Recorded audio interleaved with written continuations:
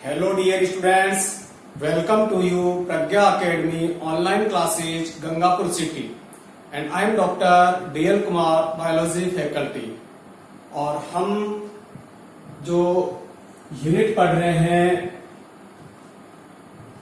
Unit cell और उसमें हमने पूर्व की वीडियो में कोशिका भित्ति की परासंरचना की बात की थी, अल्ट्रा स्ट्रक्चर की बात की थी और आज हम सेल वॉल का लास्ट टॉपिक बात करेंगे।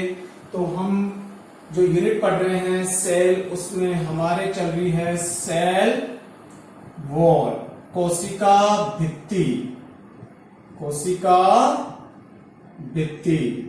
और कोशिका भित्ति के हम बहुत सारे टॉपिक कर चुके हैं जिसमें कोशिका भित्ति की संरचना, कोशिका भित्ति का निर्माण, कोशिका भित्ति की परासंरचना, कुछ छोटे 3 टॉपिक और बच रहे हैं, उनकी हम आज के वीडियो में बात करेंगे। आज हम बात करेंगे बेटा नंबर 1, जो यहाँ टॉपिक अपन बात करेंगे वो टॉपिक अपन क्या क्या डिस्कस करेंगे इस वीडियो में। नंबर 1, कोशिका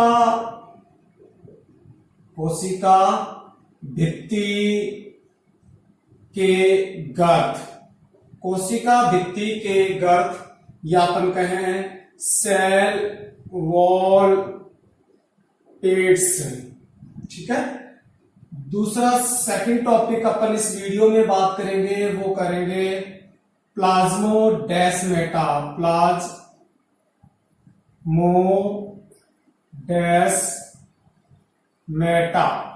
प्लाज्मोडेस्मेटा हिंदी में बोले तो जीव द्रवी तंतु, प्लाज्मोडेस्मेटा। और लास्ट टॉपिक अपन इसमें इस वीडियो में बात करेंगे वो करेंगे कोशिका भित्ति के कार्य। तो हम फंक्शन बात करेंगे, फंक्शन। तो इस वीडियो में हम ये 3 टॉपिक बात करेंगे, कोशिका भित्ति के गर्त या सेल वॉल पेड्स, प्लाज्मोडेस्मेटा या जीव द्रव्य तंतु और कोशिका भित्ति के कार्य। इन 3 टॉपिकों की इस वीडियो में हम बात करेंगे। चलिए हम सबसे पहले बात करते हैं कोशिका भित्ति के गर्त या सेल वॉल पेड्स, कोशिका भित्ति के गर्त। देखिए बेटा, अपन जानते हैं कि कोशिका भित्ति में मध्य पटलिका होती है, मध्य पटलिका पर प्राथमिक भित्ति और द्वितीय भित्ति का निक्षेपण होता है या जमाव होता है।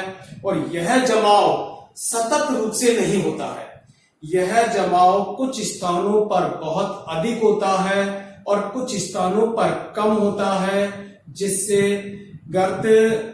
गर्त में स्थूलन बन जाता है। तो देखिए अपन ने स्थूलन के प्रकार भी बात किए थे पूर्व के वीडियो में, जिसमें हम सिड्डी नुमा स्थूलन, गर्त में स्थूलन, जालिका नुमा स्थूलन, इस तरीके के स्थूलन के भी प्रकार बात किए थे अपन। तो गर्त जो स्थूलन है वो सतत रूप से नहीं होता है, कुछ स्थानों पर स्थूलन कम होता है, जिससे वहां पर गर्त बन जाते हैं और उन्हें हम क्या कहते हैं भी सेल वॉल पेड्स कहते हैं। तो देखिए अपन बात करें, जैसे ये है सेल फर्स्ट और ये है सेल सेकंड। इनमें ये मध्य पटलिका है और मध्य पटलिका बन जाने के पश्चात इस पर ये प्राथमिक भित्ति का निक्षेपण और द्वितीय भित्ति का निक्षेपण हो रहा है। परंतु ये निक्षेपण इस तरीके से क्या हुआ, कुछ स्थानों पर कम हुआ, इस तरीके से सतत रूप से नहीं हो रहा है, कुछ स्थान पर कम फिर अधिक फिर कम फिर अधिक, इस तरीके से स्थूलन हो रहा है। तो जो स्थान बन गए, ये जो स्थान बन गए, इन्हें अपन क्या कहते हैं बेटा, पिट्स कहते हैं। ये हैं पिट्स या इन्हें अपन गर्त कहते हैं, ये हैं गर्त। तो स्थूलन सतत रूप से नहीं होता है प्राथमिक और द्वितीय भित्तियों का, और उन स्थानों को अपन क्या कहते हैं भी सेल वॉल पिट्स कहते हैं या गर्त कहते हैं। उन्हीं की अपन बात करेंगे यहाँ पर। तो देखिए कोशिका भित्ति यानी मध्य पटलिका पर, तो देखिए बेटा मध्य पटलिका पर स्थूलन या जिसे अपन कहें जमाव, जो मध्य पटलिका पर जो विभिन्न प्रकार के पदार्थों का जो जमाव हो रहा है, तो मध्य पटलिका पर स्थूलन या जमाव, जैसा कि मैंने अभी आपको बताया कि ये मध्य पटलिका है, इस पर ये प्राथमिक या द्वितीय भित्ति का जो जमाव हो रहा है, ये जमाव सतत रूप से नहीं होता, सतत रूप से नहीं होता, बल्कि या सतत रूप से नहीं होता, उसके स्थान पर असतत रूप से जमाव होता है।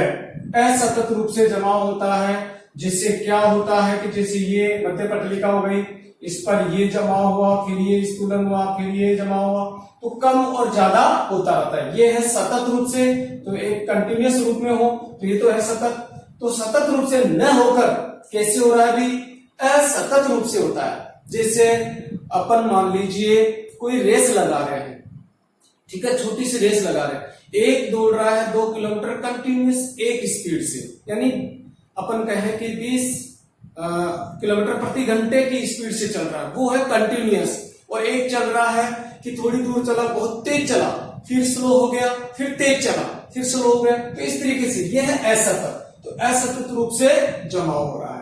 ठीक है, नेक्स्ट अपन बात करें बेटा यहाँ पर, तो ये जब जो जमाव होता है, जहां जमाव कम होता है वहां पर क्या बन जाते हैं, गर्त बन जाते हैं, और उन्हें हम सेल वॉल पिट कहते हैं। तो देखिए जहां सेल वॉल, जहां मध्य पटलिका पर जमाव कम होता है, वहां गर्त बन जाते हैं, तो इन्हें अपन गर्त कहेंगे। और इससे अपन गर्त में स्थूलन भी इसी को कहते हैं। अब देखिए जब गर्त बन जाते हैं तो ये गर्त 2 प्रकार के होते हैं, तो हम यहां बात करेंगे बेटा सेल वॉल में जो पिट्स है वो 2 तरीके के हैं। तो देखिए सेल वॉल में 2 प्रकार के गर्त होते हैं। सेल वॉल में 2 प्रकार के गर्त होते हैं, कौन कौन से होते हैं बेटा, नंबर 1 सरल गर्त या इसे अपन कहते हैं सिंपल पिट्स, और दूसरे होते हैं बेटा परिवेशित गर्त या इन्हें अपन कहते हैं बॉर्डरेड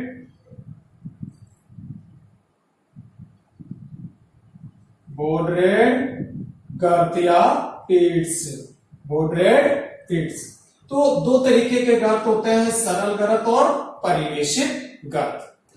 तो कोशिका भित्ति पर यानी मध्य पटलिका में जब प्राथमिक भित्ति व द्वितीय भित्ति का निक्षेपण होता है तो वो सतत रूप से नहीं होता बल्कि असतत रूप से होता है, और वहां कुछ गर्त बन जाते हैं जिसे हम गर्तमय स्थूलन कहते हैं। और कोशिका या मध्य पटलिका में या सेल वॉल में 2 प्रकार के गर्त होते हैं, सरल गर्त व परिवेशित गर्त।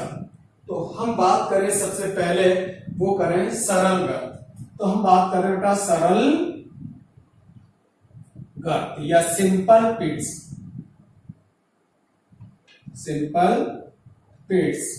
देखिए बेटा सिंपल पिट्स क्या है, तो हम सबसे पहले बात करें कि इस प्रकार के जो गर्त होंगे वो समान व्यास के होंगे। तो देखिए गर्त समान व्यास के होते हैं। नंबर 1 विशेषता, चाहे आरंभिक अवस्था बात कर लें चाहे एंडिंग बात कर लें, समान व्यास के होंगे। आगे अपन बात करें तो देखिए जो ये गर्त होते हैं, इन गर्तों में टोरस जो है सुबेरिन से मिलकर जो बना हुआ टोरस है वो टोरस एब्सेंट रहता है।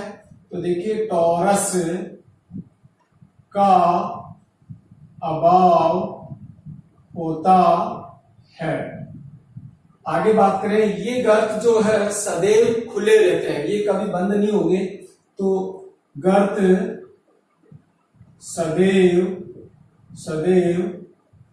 खुले रहते हैं, इन्हें बंद नहीं कर सकते, मतलब इन गर्तों को। ठीक है, इसमें जो अपन बात करें तो इसमें बॉर्डर के समान या कोई जो रचना है या मेहराबदार जो रचना है वो नहीं पाई जाती है। तो देखिए अपन लिख सकते हैं यहां पर कि गर्त में गुंबद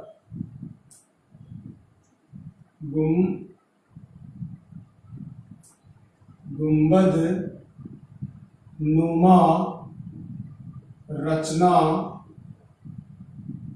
अनुपस्थित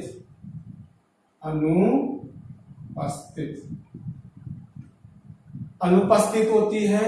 एक गुंबद नुमा रचना क्या होती है हम बात करें, मैं आपको समझा दूं।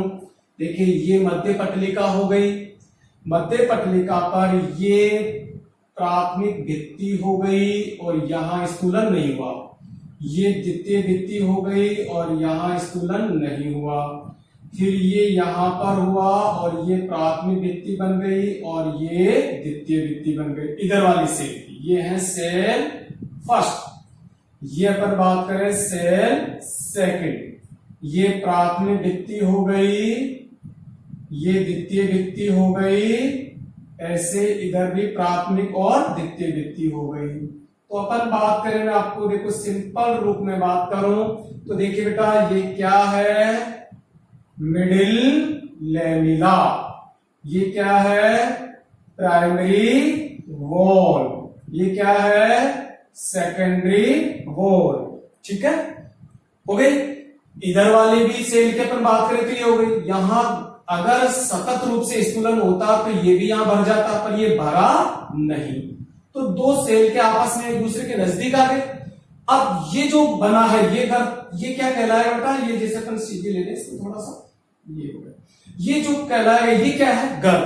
तो ये गड्ढा हो गया ना, इसी को अपन क्या कहेंगे, गर्त। अब गर्त कैसा है, ये सरल गर्त। देखो गर्त समान व्यास के, चाहे मैं यहां से इसकी डिस्टेंस नापूं चाहे यहां से अपन इसकी डिस्टेंस देखें, कैसा है बेटा, समान व्यास का है। तो समान व्यास का गर्त हो गया। टोरस का अभाव है। टोरस क्या होता है, ये जो स्पेस रही है मिडिल लेमिला है, परंतु अब इसे मिडिल लेमिला न कहकर इसे पिट मेम्ब्रेन कहते हैं। तो ये है बेटा पिटेड मेम्ब्रेन, या अपन इसे पिट मेम्ब्रेन भी कह सकते हैं, यानी गर्त झिल्ली। क्या है ये, गर्त झिल्ली। गर्त झिल्ली है जो किससे मिलकर बनी हुई है, किसकी बनी हुई है, किससे मिलकर बनी हुई है, मिडिल लेमिला से। तो देखिए ये यहां पर सुबेरिन का जमाव हो जाता है और ऐसा इसमें कुछ भी नहीं है, तो उसे अपन कहते हैं टोरस। तो यहां पर सुबेरिन का जमाव नहीं होता है, ये बिल्कुल एकदम सिंपल रूप में रहेंगे। और गर्त आरंभ से लेकर लास्ट तक समान व्यास का रहेगा। इधर भी अगर अपन बात करें तो यहां पर भी समान व्यास है, गर्त का समान व्यास दिख रहा है आपको। तो इस तरीके की, इस प्रकार के गर्तों को अपन क्या कहते हैं बेटा, सरल गर्त कहते हैं। तो सरल गर्त देखो, गर्त समान व्यास के होते हैं, तो समान व्यास के, चाहे यहां से बात करें चाहे यहां से कैसे भी। टोरस का अभाव है, यहां पर एक सुबेरिन का क्या पाया जाता है, वॉल पाया जाता है या समूह हो जाता है जिसे टोरस कहते हैं, वो नहीं है, तो टोरस अनुपस्थित है। गर्त सदैव खुले रहते हैं क्योंकि इन्हें बंद नहीं किया जा सकता। गर्त में गुंबद नुमा रचना, गुंबद यानी मेहराबदार रचना बन जाती है, जिसे अपन बॉर्डरेट गर्त कह रहे हैं, उस जैसी रचना कोई नहीं होती है। अगर मैं कहूं ये गर्त किसमें उपस्थित होती है, तो देखिए बेटा जो पैरेन्काइमा और जो कोलेनकाइमा कोशिकाएं होती है उनमें सरल गर्त उपस्थित होते हैं। तो यहां अपन कह सकते हैं पैरेन्काइमा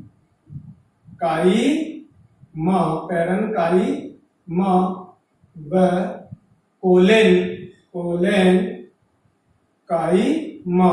सेल में कौन से गर्त पाए जाते हैं भी? देखिए उत्तकों के प्रकार है पैरेन्काइमा और कोलेनकाइमा। तो पैरेन्काइमा और कोलेनकाइमा में इस प्रकार के गर्त पाए जाते हैं। सिंपल एकदम क्लियर हो गया आपके। तो सरल गर्त क्या है भी? समान व्यास में होंगे, टॉरस का अभाव होगा, गुंबदनुमा रचना नहीं होगी, सदैव खुले रहेंगे और पैरेन्काइमा और कोलेनकाइमा में इस प्रकार के गर्त पाए जाते हैं। यदि मैं इस गर्त को अपन यहां बात करें अपन एक मेम्ब्रेन में, तो इस प्रकार के गर्तों को अपन इस तरीके से रिप्रेजेंट करेंगे, इस तरीके से इसे रिप्रेजेंट करेंगे। ये गर्त कौन से गर्त है बेटा? सरल गर्त है। ठीक है, नेक्स्ट अपन बात करें कौन से गर्त है। यहां मैं बात करूंगा सेकंड जो अपना टाइप है गर्त का, वो है परिवेशित गर्त। तो सेकंड में बात कर रहा हूं बेटा नंबर 2 जो है परिवेशित गर्त, परिवेशित गर्त। ठीक है, जिसे अपन बोड्रेड गर्त भी कहते हैं। ठीक है, यहां मैंने कहा पहली विशेषता अपन ने लिखी, तो यहां अपन बात करें नंबर 1 गर्त समान व्यास के होते हैं। तो देखिए यहां गर्त असमान व्यास के होते हैं। तो असमान व्यास के हो गए। टोरस का अभाव होता है, टोरस का अभाव नहीं होता है, मतलब टोरस उपस्थित होता है। तो यहां लिख सकते अपन बेटा टोरस प्रेजेंट है।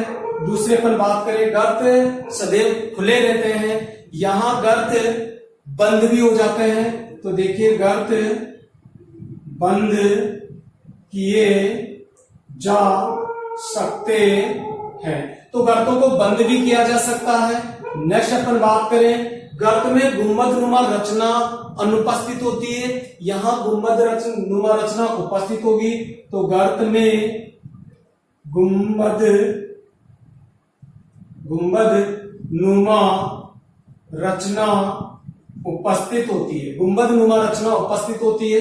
हम बात करें इस गर्त को समझे अपन, देखिए बेटा तो देखिए ये अपनी मध्य पटलिका है, ये मध्य पटलिका हो गई। क्लियर? अब देखिए बेटा ये मध्य पटलिका हो गई। मैंने कहा कि गर्त किस स्थान को कहते हैं जब स्थूलन सतत रूप से ना हो। तो देखिए मैं प्राथमिक भित्ति बना रहा हूं, ये प्राथमिक भित्ति बन गई, ये प्राथमिक भित्ति बन गई इधर वाली सेल की। तो ये सेल अपनी क्या हो गई? सेल फर्स्ट, और ये हो गई अपनी सेल सेकंड, ये प्राथमिक भित्ति बन गई। ठीक है, इधर वाली जो नीचे अपन कहे कि ये स्थूलन सतत रूप से नहीं हो रहा, और ये प्राथमिक भित्ति हो गई। द्वितीय भित्ति अपन बात कर रहे हैं, तो ये द्वितीय भित्ति हो गई। और द्वितीय भित्ति इस तरीके से यहां रचना क्या बन जाती है? मेहराबदार रचना बन जाती है इसमें। इस तरीके से ये इसके तंतु बढ़ जाते हैं आगे, और एक ऐसी रचना बन जाती है, मेहराब नुमा रचना का डेवलपमेंट हो जाता है। इस तरीके की रचना बन जाती है। ऐसे ही यहां पर भी अगर अपन बात करते हैं तो इसी प्रकार से यहां पर भी इस तरीके की रचना का डेवलपमेंट हो जाता है। ठीक है, तो मेहराबदार रचना बन जाती है, ये प्राथमिक भित्ति हो गई अपनी, और ये द्वितीय भित्ति हो गई, इसमें भी इस तरीके से ये रचना बन जाती है। तो देखिए ये सेकेंडरी वॉल हो गई, ये सेकेंडरी वॉल हो गई, ये प्राथमिक भित्ति हो गई, प्राथमिक भित्ति। इसी तरीके से ये सेकेंडरी वॉल हो गई इसकी, इधर वाले की, ये सेकेंडरी वॉल हो गई, और ये प्राथमिक भित्ति हो गई। और ये क्या बन गई? गर्त किस तरीके के बन गए बेटा? मेहराबदार रचना हो गई। इसको अपन एक सिंपल रूप में अगर थोड़ा सा इजी वे से डायग्राम बनाना चाहें, ये तो मैंने आपको बताया, एक अपन इसका शॉर्ट तरीका अगर मैं देखूं इस डायग्राम का, तो एक गोला लगाओ बीच में ऐसे, ठीक है, और इसके बीच में ऐसे बीच जो बीच में है ऐसे लाइन खींच दीजिए। ठीक है, उसके बाद यहां से इसको कट कर दीजिए। ठीक है, उसके यहां से कट कर दिया अपन इसको, उसके बाद इसको इससे ऐसे मिला दीजिए, एकदम सिंपल और इजी वे से अपना ये डायग्राम बन जाएगा और बहुत सुंदर भी बनेगा। बन गया परिवेशित गर्त। तो देखिए ये अपनी क्या हो गई बेटा, प्राथमिक भित्ति, ये प्राथमिक भित्ति और ये द्वितीय भित्ति हो गया ना। और गर्त भी बहुत सुंदर बना, इसकी तुलना में देखो कितना सुंदर है। ठीक है, तो देखिए इस तरीके की स्थिति जब रहे तो देखो ये जो द्वितीय भित्ति बनी ये क्या हो गए, इस तरीके से उभर के आ गए और गर्त के चारों तरफ क्या बन गई, बॉर्डर बन गई। तो देखो मेरे को नामांकन करवाएंगे, ये क्या है, क्या है बोलिए, मिडिल लेमिना। क्या है ये, मिडिल, मध्य पटलिका, मिडिल लेमिना। ये क्या है, सेकेंडरी वॉल। सही है, नो नो नो नो, ये है प्राइमरी वॉल, प्राइमरी वॉल। और ये क्या है बेटा, सेकेंडरी वॉल। ठीक है, तो अब देखो सेकेंडरी प्राइमरी वॉल तो स्टेट में है, स्टेट रूप में है सीधी, और सेकेंडरी वॉल कैसी हो रही, मेहराबदार रचना बन रही है। तो इस तरीके से इसमें मेहराबदार रचना बन जाती है। तो देखिए गर्त असमान व्यास के, आप खुद ही बोल दोगे असमान व्यास के। मेरे को बताइए यहां पर व्यास क्या रहेगा गर्त का, फिर मैं कहूं यहां गर्त का व्यास क्या रहेगा, फिर मैं कहूं यहां गर्त का व्यास क्या रहेगा। तो सबसे अधिक व्यास कहां होगा, अंदर, ये सबसे अधिक व्यास होगा यहां पर गर्त का, यहां कम होगा, यहां कम। तो आरंभिक अवस्था में गर्त का व्यास क्या है, कम। और धीरे धीरे जैसे जैसे अपन गर्त में गहराई में बढ़ते जा रहे हैं व्यास क्या होता जा रहा है बेटा, अधिक होता जा रहा है। तो इस तरीके की स्थिति जब हो, और देखो गर्त आपको आपस में चारों तरफ क्या लग रहा है, बॉर्डर, जैसे अपने देश की सीमाओं के चारों तरफ क्या रहती है, बॉर्डर रहती है, उसी तरीके से गर्त के चारों ओर भी क्या लग रही है, बॉर्डर लग रही है आपको। इसी कारण से इसे क्या कहते हैं, कौन सा गर्त कहते हैं भी, परिवेशित या बॉर्डरेड गर्त के नाम से जानते हैं। तो बॉर्डरेड गर्त हो गई, यानी बॉर्डर है इसके चारों। अब एक चीज ये क्लियर हो गई अपनी असमान व्यास, टोरस उपस्थित। तो बेटा यहां पर क्या हो जाता है, जो ये यहां पर जानते हो ये क्या है, ये क्या है, बता सकते इसका नाम, मैंने बताया है पिट मेम्ब्रेन या पिटेट मेम्ब्रेन। तो पिट मेम्ब्रेन, ये पिट मेम्ब्रेन है। ठीक है, तो ये पिट मेम्ब्रेन हो गई। और यहां पर सुबेरीन का जमाव हो जाता है, यहां पर क्या हो जाता है बेटा, सुबेरीन का जमाव। इस रचना को अपन क्या कहते हैं, टोरस कहते हैं। क्या कहते हैं इसे, टोरस। ठीक है, जो सुबेरीन से बना हुआ। अब आपको पता है इधर कौन सी सेल है, सेल फर्स्ट, और इधर कौन सी सेल है, सेल सेकंड। ठीक है, अब जब दबाव समान नहीं रहता, मान लीजिए इस सेल का जो साइटोप्लाज्म है इसका दबाव अधिक है, दबाव अधिक है, और इसका दबाव कम है, तो यहां क्या है भी, दबाव अधिक, और यहां दबाव क्या है, दबाव कम। ठीक है, तो यहां से दबाव पड़ेगा, इससे तो दबाव पड़ेगा, तो आपको पता है मेम्ब्रेन किधर जाएगी, इधर। और अब ये जो पिट मेम्ब्रेन है वो इस तरीके से मेम्ब्रेन आएगी, ऐसे हो जाएगी मेम्ब्रेन। आप इसको समझे थोड़ा सा, इस तरीके से हो जाएगी मेम्ब्रेन, हो जाएगी। फिर ये टोरस की क्या कंडीशन रहेगी, इस तरीके से टोरस रहेगा, ये रहेगी टोरस की कंडीशन, ये रहेगी। तो क्या हो गया, यहां पर जो व्यास कम था, डायमीटर कम था, वो उसके अटैच हो गया, टोरस क्या, गर्त क्या हो गया, बंद। तो आपको इधर की सेल में गर्त दिखाई देगा क्या, नहीं दिखाई देगा ना, तो गर्त क्या हो गया बेटा, बंद। तो बंद किए जा सकते हैं गर्त। तो क्लियर हो गया कि गर्त बंद किए जा सकते हैं। गर्त में गुंबदनुमा रचना उपस्थित है, गुंबदनुमा रचना आपको दिख रही है। मंदिरों में देखिए गुंबद होती है, पहले जो पुराने जमाने के जो मंदिर होते थे उसमें घंटी नुमा रचना होती थी, इस तरीके से कैप नुमा या ताज के, उस तरीके की रचना बन रही है या नहीं बन रही, यही क्या है बेटा, यही गुंबदनुमा रचना है। तो देखिए अपन ने कोशिका भित्ति में दो प्रकार के गर्त किए, एक अपन ने पढ़ा सरल गर्त और एक अपन ने पढ़ा परिवेशित गर्त। क्लियर, सरल गर्त जो होंगे उसमें समान व्यास रहेगा, टोरस एब्सेंट रहेगी, गुंबदनुमा रचना नहीं होगी, और इन्हें ये सदैव खुले रहेंगे। पैरेन्काइमा और कोलेन्काइमा कोशिकाओं में उपस्थित है। मैं अगर बात करूं परिवेशित गर्त की, तो परिवेशित गर्त में असमान व्यास के होंगे, टोरस नुमा रचना उपस्थित होती है, गर्त बंद किए जा सकते हैं और गुंबदनुमा रचना इसमें पाई जाती है। क्लियर, तो इस तरीके की स्थिति है। दोनों गर्त क्लियर हो गए। अगर मैं कहूं ये गर्त किसमें होते हैं, तो ये गर्त जो जाइलम वाहिकाएं और जो वाहिनियां होती है उनमें इस प्रकार के गर्त उपस्थित होते हैं। तो सरल जो परिवेशित गर्त है वो परिवेशित गर्त किसमें उपस्थित होते हैं बेटा? ये जाइलम वाहिकाओं और वाहिनियों में इस प्रकार के गर्त उपस्थित होते हैं। It is clear. तो अपना पहला टॉपिक क्लियर हो गया, कोशिका भित्ति के गर्त। सेकंड टॉपिक अपन बात करते हैं। चलिए नेक्स्ट अपन बात करें बेटा,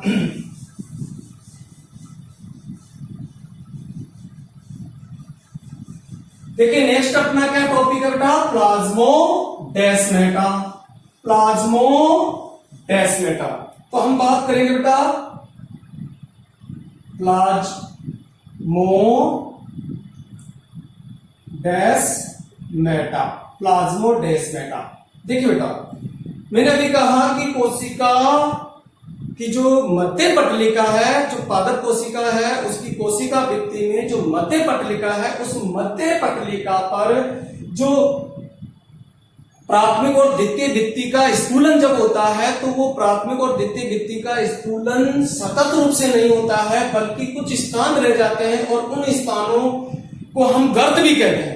और जब दो कोशिकाओं के गर्त एक दूसरे के आमने सामने आ जाते हैं तो वहां जो रचना बनती है उसे हम क्या कहते हैं बेटा? प्लाज्मोडेस्माटा। देखिए समझिए, ये क्या है? ये क्या है अभी? मध्य पटलिका, मिडिल लेमिना। ये है सेल फर्स्ट और ये है सेल सेकंड, और ये इसकी क्या है बेटा? मध्य पटलिका। ये इधर ये स्थिति हो सकती है, दो कोशिकाएं, और इसमें भी ये स्थिति हो सकती है। अपन कोशिका भित्ति बनाने के लिए ऐसे समझ सकते हैं इसको, ठीक है? दो सेल हो गए, देखो सेल फर्स्ट हो गई, ये इधर इसकी बॉर्डर बन गई होगी। जैसे मैंने अभी बनाओ सेल, देखिए ये एक सेल हो गई अपनी और ये दूसरी सेल हो गई अपनी। मैं कौन सी स्थिति ले रहा हूं बेटा? यहां की स्थिति ले रहा हूं इस सेल की। तो ये स्थिति में यहां बता रहा हूं आपको, क्लियर? अब देखिए, ये यहां पर प्राथमिक भित्ति का निक्षेपण हो रहा है, ये प्राथमिक भित्ति का निक्षेपण हो रहा है, परंतु यहां जैसे निक्षेपण हो रहा है ये, फिर निक्षेपण कम हुआ, फिर निक्षेपण अधिक हुआ, फिर निक्षेपण कम हुआ, फिर निक्षेपण अधिक हुआ, फिर निक्षेपण कम हुआ, फिर निक्षेपण अधिक हुआ। इस तरीके से असतत जमाव हो रहा है। यानी ये प्राथमिक भित्ति, और ऐसे ही द्वितीय भित्ति का अगर अपन बात करें तो द्वितीय भित्ति की भी अगर अपन बात करें तो इसी तरीके से ये कम ज्यादा निक्षेपण हो रहा है।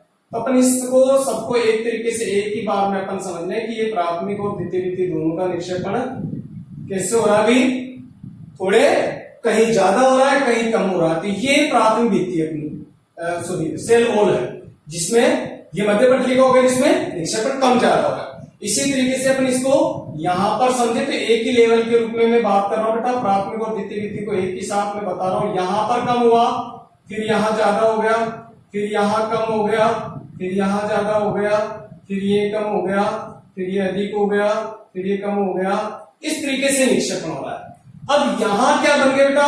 ये दो गर्त जो है आमने सामने एक दूसरे के गर्त एक साथ आ गए, तो अब इन गर्तों में यहां जीव द्रव्यों के तंतु फंस जाता है ऐसे। उसी को अपन क्या कहते हैं? इस रचना को प्लाज्मोडेस्माटा।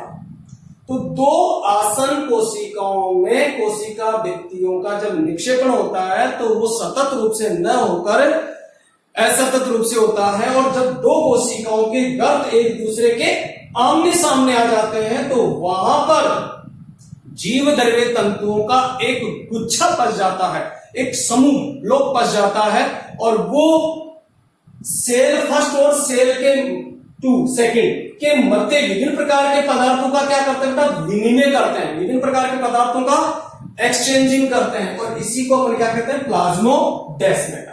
ठीक है, तो देखिए मैं आपको एक क्लियर करूं, इसकी स्टेप बाय स्टेप अपन बात करेंगे। तो ये तो अपन ये इजीनेस से देखा। सबसे पहले तो अपन बात करें जो प्लाज्मोडेस्माटा शब्द है, प्लाज्मोडेस्माटा डेस्मेटा जो शब्द है वो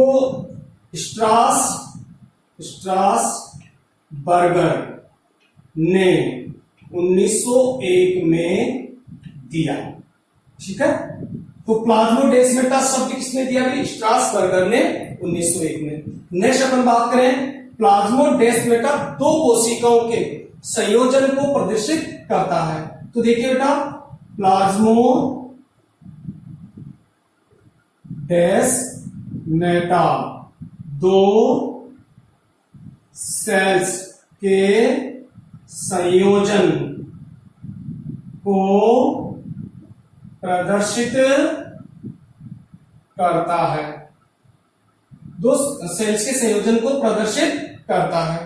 प्लाज्मोडेस्मेटा अपन यूं कह सकते हैं कि दो सेल के गर्तों का योजन है, एक तरीके से योग होना है।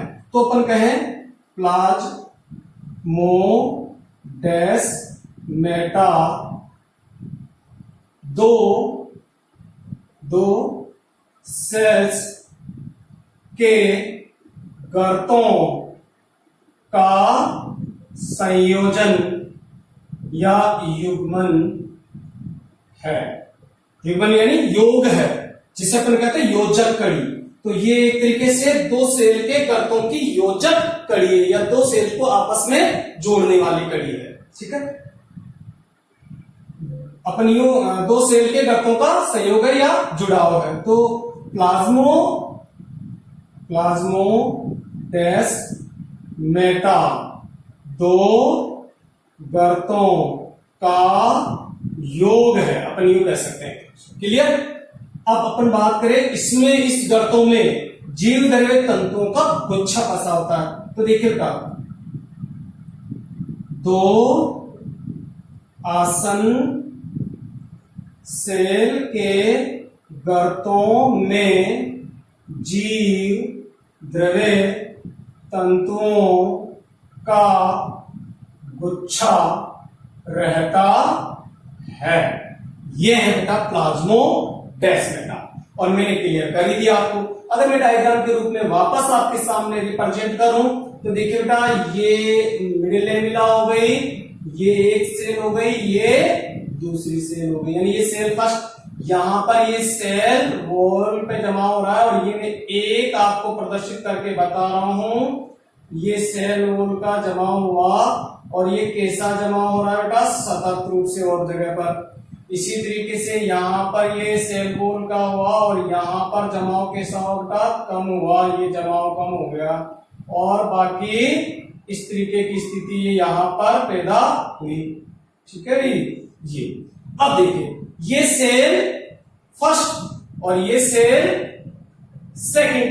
ठीक है, यहां पर जीव द्रव्य तंतुओं का क्या फंस गया था? गुच्छा, ऐसे। और ये जो व्यू रचना है, ये जो रचना आपको दिख रही है, ये क्या है बेटा?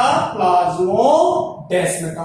तो दो cell middle lamella, cell wall जिसमें प्राइमरी और सेकेंडरी दोनों आ गई, इधर भी मिडिल लेमिला और ये प्राइमरी और सेकेंडरी सेल वॉल दोनों आ गए, दोनों सेल। यहां पर गर्त में स्थूलन हुआ, यहां पर भी गर्त में स्थूलन हुआ, और स्थूलन मतलब कम हुआ। तो इस तरीके से यहां पर क्या हो गया? पतली हो गई सेल वॉल, और यहां पर जीव द्रव्यों का क्या फंस गया? तंतु फंस गया। और इस रचना को अपन क्या कह रहे हैं? प्लाज्मोडेस्मेटा। अब प्लाज्मोडेस्मेटा हो गई, इसके कार्य क्या है बेटा? इन दोनों कोशिकाओं के मध्य के दाब को बनाए रखना, और दोनों कोशिकाओं के मध्य विभिन्न प्रकार के पदार्थों का विनिमय करना। तो हम यहां पर अगर कार्य करेगा, कार्य किसके कार्य? प्लाज्मोडेस्मेटा का। तो फर्स्ट अगर मैं कार्य बताऊं तो दोनों सेल्स के मध्य विभिन्न प्रकार के पदार्थों का विनिमय करना, विभिन्न प्रकार के पदार्थों का विनिमय करना, ये इसका फंक्शन हो गया। क्लियर? तो ये थे बेटा प्लाज्मोडेस्मेटा। क्लियर? नेक्स्ट अपन बात करें बेटा कोशिका भित्ति के कार्य। तो हम नेक्स्ट जो अपना टॉपिक है वो है बेटा कोशिका भित्ति के कार्य। तो बात कर रहे हैं अपन सेल वॉल के फंक्शन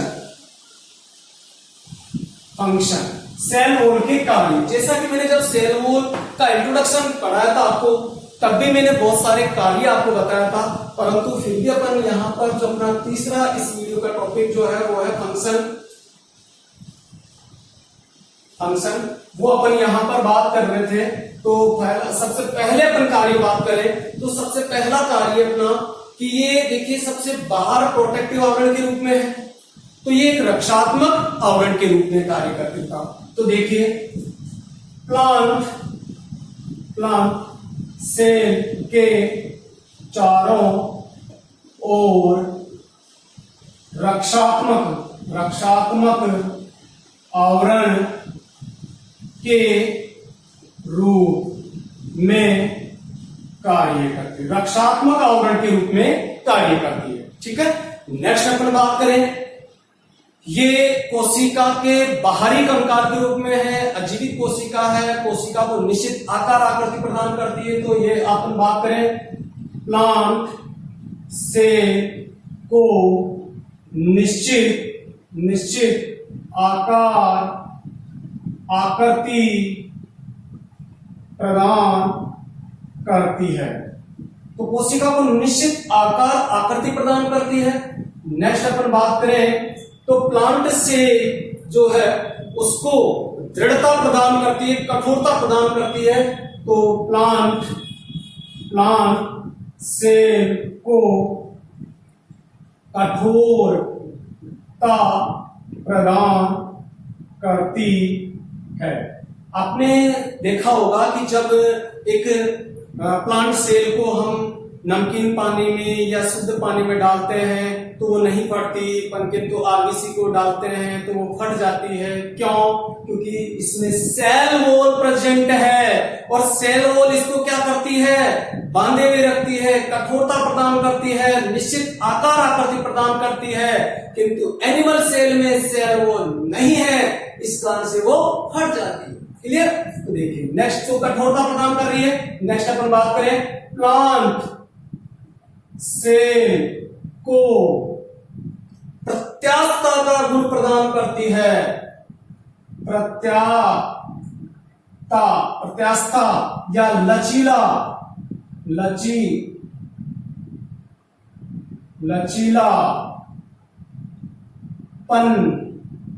प्रदान करती है। लचीलापन क्या है बेटा? देखिए मैंने कहा था आपको प्राथमिक सेल वॉल प्रत्यास्थ होती है, सेकेंडरी सेल वॉल अप्रत्यास्थ होती है, कठोर होती है। तो कठोरता का भी आ गया, प्रत्यास्थता का भी गुण आ गया। मैंने कहा था बांस की लकड़ी को घुमा दो नहीं ब्रेक होगी, टूटेगी नहीं, किंतु नीम की लकड़ी को, बबूल की लकड़ी को घुमा दो टूट जाएगी।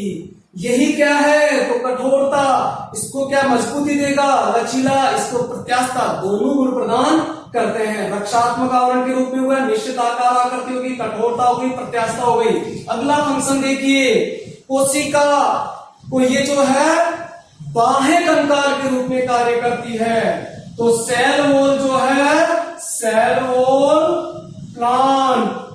प्लांट सेल में बाह्य कंकाल के रूप में कार्य करती है।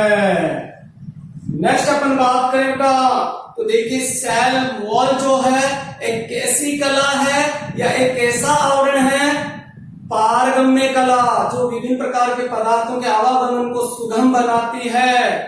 ठीक है, और इसमें क्या उपस्थित है बेटा? प्लाज्मोडेस्माटा। और प्लाज्मोडेस्माटा क्या करते हैं बेटा?